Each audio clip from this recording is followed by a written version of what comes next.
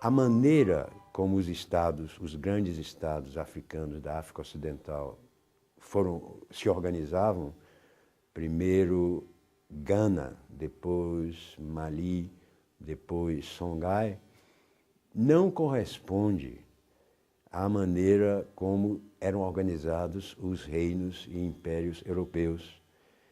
E é sempre necessário, quando falamos em reinos e impérios, lembrar de que isso são metáforas, são recursos retóricos, são maneiras de passar do que nos é familiar para aquilo que não nos é familiar. Como não compreendemos bem qual era o sistema de organização do Mali, mas como vemos que tinha uma autoridade centralizada e forte, dizemos, isso é um império. Ou quando nos referimos a um grupo étnico africano e dizemos, isso é uma tribo. Tudo isso são conceitos, expressões tomadas, emprestadas a outros contextos históricos e sociais, e nunca há uma adaptação perfeita entre esses conceitos e a realidade à qual eles estão sendo aplicadas. Então, seria até aconselhável, a rigor, evitar o uso de palavras como império ou reino. E, na falta de coisa melhor, utilizar uma expressão mais neutra, que é simplesmente a expressão Estado.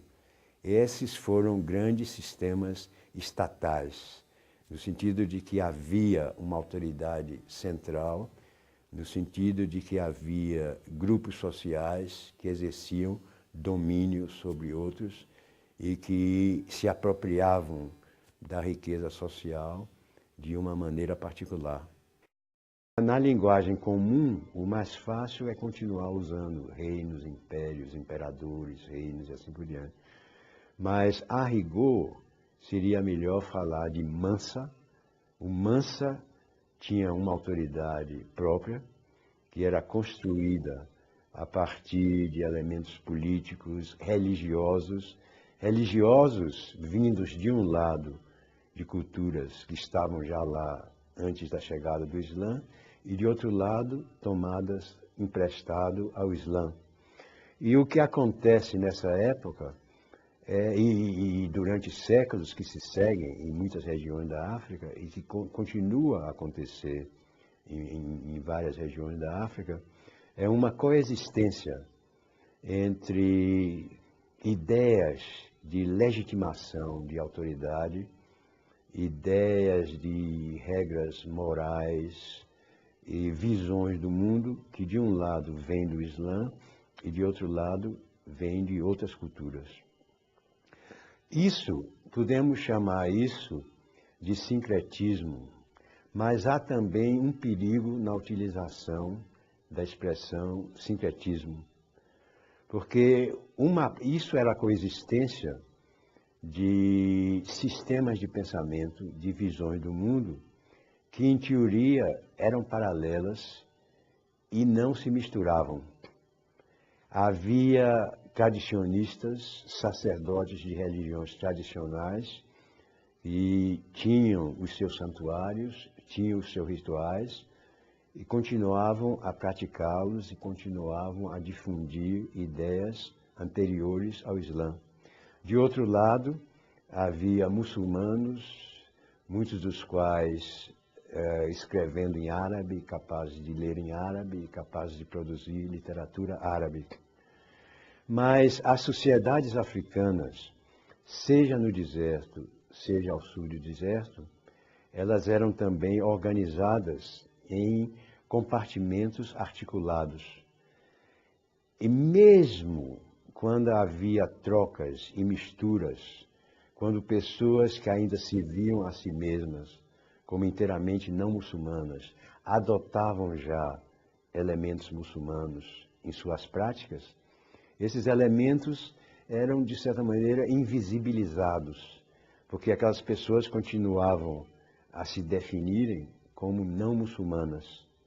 E, do outro lado, os muçulmanos, mesmo quando adotavam elementos não islâmicos em suas culturas, Esses elementos eram também, assinalava-se esses elementos, um papel que não era de primeiro plano na constituição da identidade. Porque as sociedades eram organizadas não na base da assimilação de um grupo a um outro, mas na base da diferença. Eram sociedades biculturais ou multiculturais. E cada grupo era considerado necessário ao outro, precisamente porque é diferente do outro. Os muçulmanos ofereciam uma contribuição própria, que era um estilo de prece, um estilo de relacionamento com o sagrado, com o mundo invisível, com o mundo espiritual, que era diferente dos outros. E esse era um tesouro de recursos que era diferente e era válido e dava-se a isso valor precisamente porque era diferente dos outros. Por exemplo, se uma pessoa sofria de uma moléstia, tinha a seu dispor recursos de cura vindos da medicina tradicional ou recursos de cura vindos da medicina islâmica.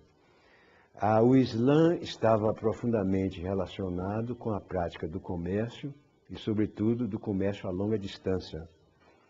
Ao passo que a produção do ouro, a produção agrícola estava firmemente relacionada com ritos que não eram ritos islâmicos.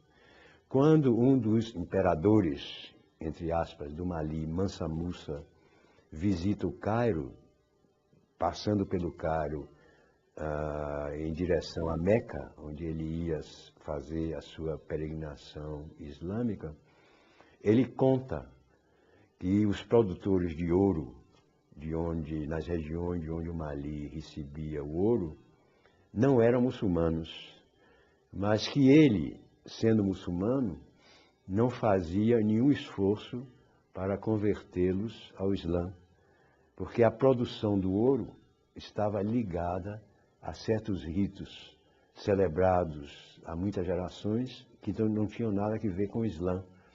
Então, era uma concepção de sociedade que oferecia nichos diferentes e oferecia práticas religiosas diferentes, a cada uma delas um papel necessário.